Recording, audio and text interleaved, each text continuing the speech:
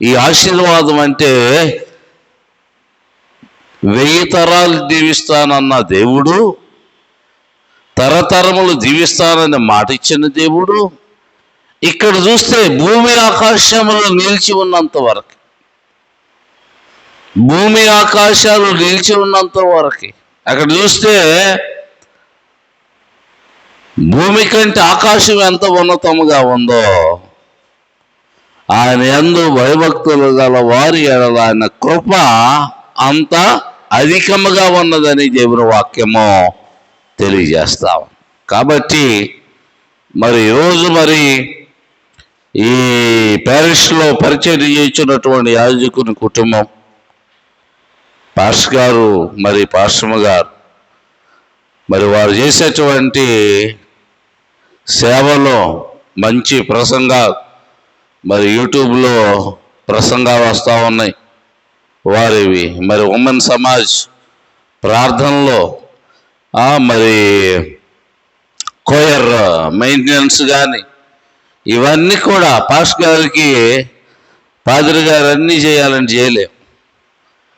ప్రసంగం, ఆరాధన, జనాలతో మాట్లాడటం, అడ్మినిస్ట్రేషను ఇంతవరకే పాదిరి గారు చేయగలరు.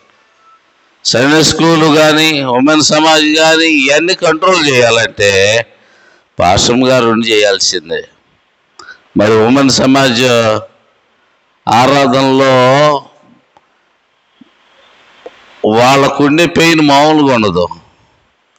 ఎందుకంటే మధ్యాహ్నం మ్యారేజ్లో భోజనం చేస్తూ ఉంటే ఒక పాస్టర్ గారు వచ్చి చెప్తా ఉన్నాడు, ఏమయ్యా, ఎవరు ఒక డీకన్ చెబుతా ఉన్నాడు, ఏమండి అయ్యారు, సగం మందికి డబ్బులు కట్టి సగం మందికి కట్టలేదండి కన్వెన్షన్లో. సగం మందికి ఎవరికి స్త్రీల సమాజం వాళ్ళకి సగం మందికి శారీస్ ఉంటే సగం మందికి వంటలేదండి. డ్రెస్ కోడ్ మామూలు ఇబ్బందులు కాదు అవి.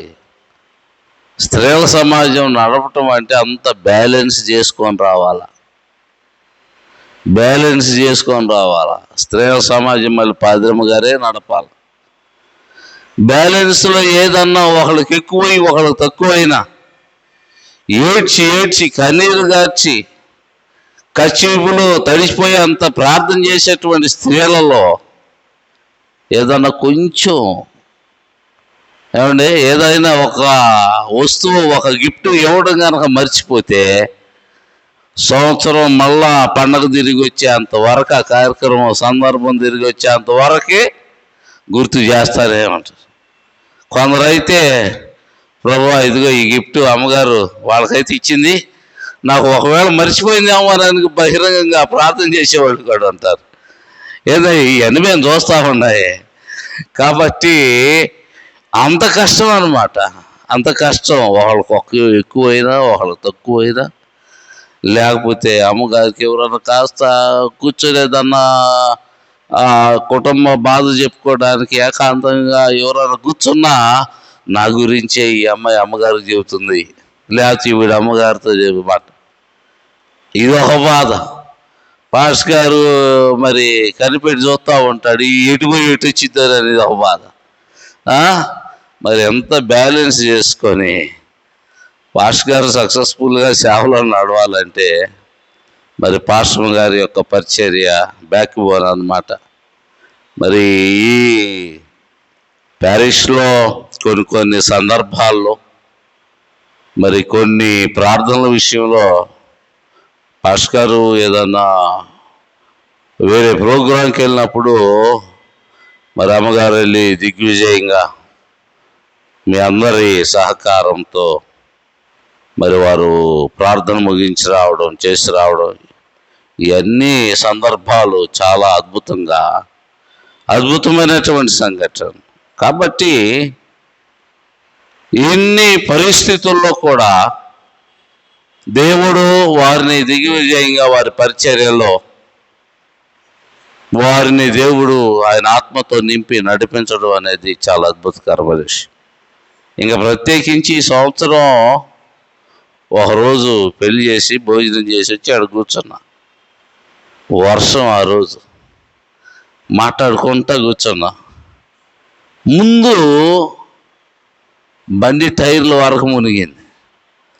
బండి టైర్లే కాదు ఇంట్లో అనుకున్నాం. తర్వాత వెస్టి మెట్లు ఎక్కినాయి. మెట్లే కదంట్లో పోతాయిలు అనుకున్నాం. తర్వాత నీళ్ళు లోపలికి వచ్చినాయి.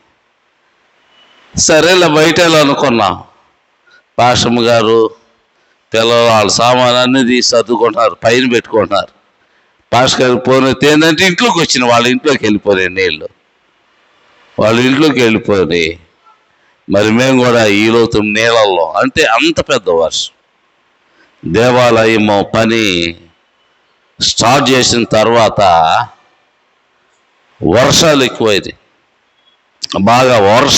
ఈ వర్షంలో ఎప్పుడో 100 సంవత్సరాల పైనే ముందే కట్టినటువంటి గోడలు, ఆ వర్షానికి ఏదన్నా గోడ బెతకిస్తాయేమోనని పాస్టర్ చాలా భయపడ్డాడు. ఇలాంటి పరిస్థితుల్లో పెద్ద ప్రాజెక్టు వర్క్ ఈ సంవత్సరం, ఎంత ప్రాజెక్టు వర్క్, అద్భుతమైన ప్రాజెక్టు వర్క్ కొనసాగిందంటే మరి పాస్టర్ గారు వారి ప్రార్థన, అమ్మగారు వారి ప్రార్థన, మరి వాళ్ళు ఇంట్లోకి మరి నాకు తెలిసి ఈ సంవత్సర కాలంలో కొన్ని విషయాల్లో సరుకులు కూడా అయ్యారు సరిగ్గా తెచ్చినట్లు లేడామా, అది వాస్తవమే, ఒప్పుకోవాలి. ఎందుకంటే ఎప్పుడు పడ్డ ఏడ కూర్చునేవాడు, ఈ గ్రౌండ్లో కూర్చునేవాడు. ఫోన్ వచ్చేది, ఎవరైనా డబ్బులు ఇస్తామంటే చెప్పి వెళ్ళిపోయేవాడు. ఎందుకంటే ఈ పని అంత పని పెట్టుకొని ఎంత బాగా ప్రాజెక్టు దేవుని పరిచర్య బాగా జరుగుతున్నటువంటి సమయంలో మరి పాషమ్మ గారు పెద్దగా అయ్యగారిని ఎప్పుడు పోటు పడవదేమో అనుకుంటున్నా. ఎందుకంటే ఈ దేవాలయం పని పెట్టుకుంటే పాదిరి గారికి ఆదాయం తగ్గిపోద్ది, వాస్తవం చెబుతుంది. మేము చూసేవాళ్ళమే కాబట్టి ఈ పనులు ప్రాజెక్ట్ పని పట్టుకుంటే పాదిరి గారికి ఆదాయం తగ్గిపోద్ది. ప్రార్థనలో థ్యాంక్స్ గివింగ్ ప్రేయర్స్ కానీ, ఈ సిటీలోకి వచ్చేసరికి మరి తైత్ ఇవ్వడం కానీ, ఇవన్నీ కూడా తగ్గిపోతాయి. పాస్టర్ గారికి అవే ఆదాయం సిటీలో, అది బాగుంది. అయినా మరి అమ్మగారు పాస్టర్ గారికి కోఆపరేటివ్గా ఉంటేనే మరి అవి లాస్ అవుతామని అమ్మగారికి తెలుసో లేదో తెలియదు, కానీ మరి చూసి ఉంటారు వారు మరి ఇవన్నీ కూడా. ఎందుకంటే వీళ్ళు చింతలపూడిలో ఉన్నప్పుడు కూడా ఎప్పుడన్నా ఈ రోడ్న బాపట్ల రోడ్ని వెళ్ళేటప్పుడు రోడ్డు పక్కన చర్చ్ ఉంది, అది కూడా ₹1 కోటి బిల్డింగ్ అన్నమాట. ₹1 కోటి పైన ప్రాజెక్ట్ అది. వీళ్ళు అక్కడ ఉన్నప్పుడు మరి బిషప్ ఉన్నప్పుడు అక్కడ కూడా మంచి ప్రాజెక్ట్ వర్క్ అది. చర్చి బాగా మంచి చర్చి కట్టారు. కాబట్టి ఇలాంటి పనులు, ఎందుకంటే అందరూ సహకరించరు. మాకు తెలుసు ఎవరు ఏం మాట్లాడతారో కూడా, ఎవరు ఎట్ట మాట్లాడేది తెలుసు. పలానోళ్ళు ఎట్ట అంటున్నారు అని చెప్పేసి మనసులో ఉన్నది, వాళ్ళ మనసులో ఉన్నది అయ్యగారి ముందు అంటారు. మాకు తెలుసు ఆ సంగతి. ఏంటి ఇవన్నీ తట్టుకొని పరిచర్యలో బలంగా కొనసాగడం అనేటువంటిది అది సామాన్యమైనటువంటి విషయం కాదు. కనుక ఇది గుంటూరులో మొదటి ప్యారిష్. ఫాదర్ హైరీ గారు ప్రార్థన చేసినటువంటి, ఆయన పరిచర్య చేసినటువంటి సంఘం, ఆయన చేత కట్టబడినటువంటి సంఘం ఈ సంఘం. ఫౌండర్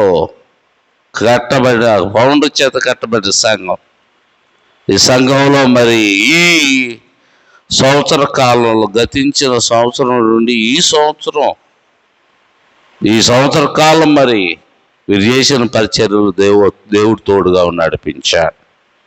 మరి అమ్మగారి యొక్క జీవితంలో కూడా వారి పరిచర్యలో దేవుడు తోడుగా ఉండి నడిపించిన విధానంలో ఈ నూతన సంవత్సరంలో దేవుడు, ఈ సంవత్సరం అనేటువంటి దయా కిరీటాన్ని ఇచ్చినటువంటి దేవుడు, ఆయన మాట్లాడుతున్నటువంటి మాటలు, ఆయన ఇస్తున్న వాగ్దానము యెషయా గ్రంథములో 43వ అధ్యాయంలో ఇక్కడ మనం చూస్తే మొదటి 2 వచనాల్లో,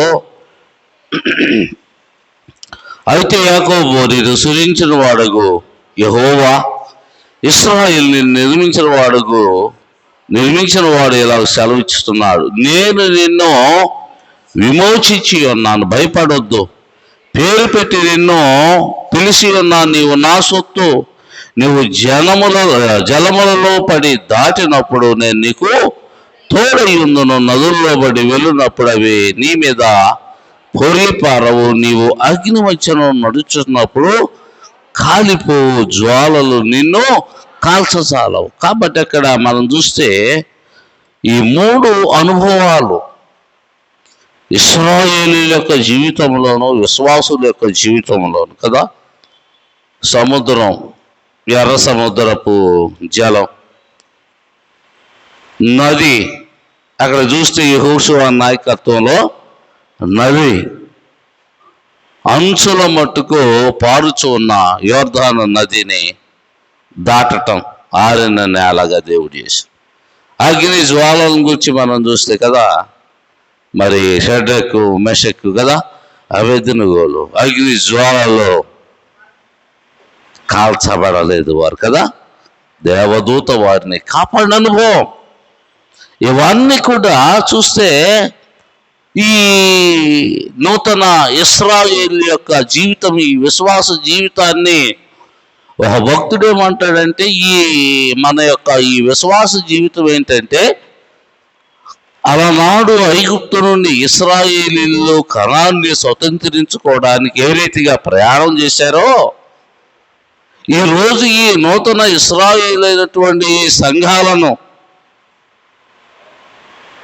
దేవుని యొక్క పరదేశు లేదా పరలోకము, దేవుని యొక్క నిత్యరాజ్యం అనేటువంటి ఆ కనానును స్వతంత్రించుకోవడానికి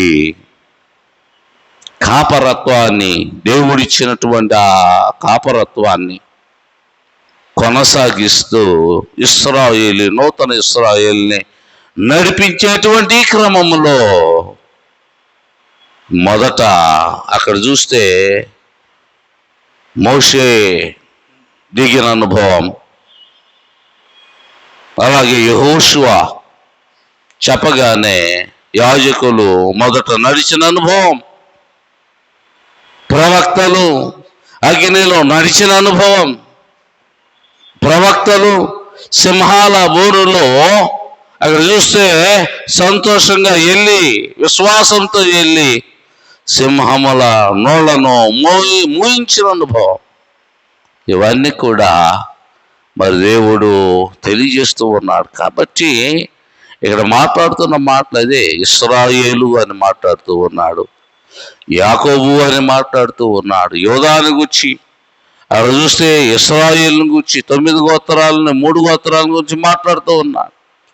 అక్కడ మాట్లాడుతున్నటువంటి దేవుడు ఏమంటాడంటే, ఇదిగో అగ్ని జ్వాలలు కానీ, నదులు కానీ, జలములు కానీ ఏమి కూడా నిన్ను ఏమి చేయవు. ఎందుకనంటే నేను నిన్ను ఏర్పాటు చేసుకున్నాను. మరి ఈ బర్త్డే రోజు పాషమ్మ గారికి, అమ్మగారికి దేవుడు ఇస్తున్నటువంటి గొప్ప వాగ్దానం ఏంటంటే, అక్కడ మాట్లాడినటువంటి మాటలవే, ఇవేమి కూడా నీ మీదికి రావు, నీవు నా సొత్తు అంటున్నాడు. ప్రభు సొత్తు కాబట్టి మీరు మీ పరిచర్య దేవునికి చేస్తూ ఉన్నారు కనుక దేవుడు మిమ్మల్ని ఆశీర్వదిస్తూ 55వ అధ్యాయంలో కూడా దేవుని తలంపులు ఉన్నతంగా ఉన్నాయి అనేటువంటి వాగ్దానం. దేవుని యొక్క తలంపులు చాలా ఉన్నతంగా ఉన్నాయి మీ పట్ల. కాబట్టి దేవుని యొక్క సన్నిధిలో మరి మీరు అద్భుతంగా ఈ సంవత్సరం పరిచర్యలో కొనసాగుతారని, ఇంకా నూతన ఆశీర్వాదాలు దేవుని పరిచర్యలో ఉన్న గొప్పతనం ఏంటంటే, చేసే కొలది దేవుడు ఇంకా ఎక్కువగా నడిపిస్తూ ఉంటాడు ఆయన సేవలో. పని చేసేటువంటి వారికి అలుపు ఎరగనటువంటి పరిచర్య దేవుడు ఏర్పాటు చేస్తాడు. కాబట్టి మరి వీరి జీవితంలో ఈ సంవత్సరము అద్భుతంగా దేవుడు మిమ్మలను ఆయన పరిచర్యలో వాడుకొంచు మరి ప్రేమించి ఇచ్చినటువంటి ఇద్దరు బిడ్డల యొక్క చదువులలో దేవుడు తోడుగా ఉండి నడిపిస్తూ మరి పిల్లలు కూడా మంచి జ్ఞానవంతులు, చక్కని భవిష్యత్తు దేవుడు ఆ బిడ్డలిద్దరికి కూడా ఏర్పాటు చేశాడు కనుక మరి పిలుపు కుమార్తెలంట వారంట దేవుని ఆత్మ కలిగిన వారికి ప్రవచన వరంతో నింపబడ్డారు. మరి దేవుడు ఆ రీతిగా ఆ బిడ్డలు నింపి నడిపిస్తూ మరి పాస్టర్ గారు చేసేటువంటి పరిచర్యలు దేవుడు తోడుగా ఉండి ఈ ప్యారిష్లో పాస్టర్స్గా పరిచర్య చేస్తున్నటువంటి మిగిలినటువంటి ఆ కాపర్లందరినీ కూడా దేవుడు అత్యధికమైన ఆశీర్వాదాలతో నింపి నడిపిస్తూ మరి అమ్మగారి యొక్క ప్రార్థనలకు మీరందరూ కూడా చక్కని రెస్పాన్స్ ఇస్తూ వచ్చినటువంటి మీకును దేవుడు తోడుగా నడిపించును గాక.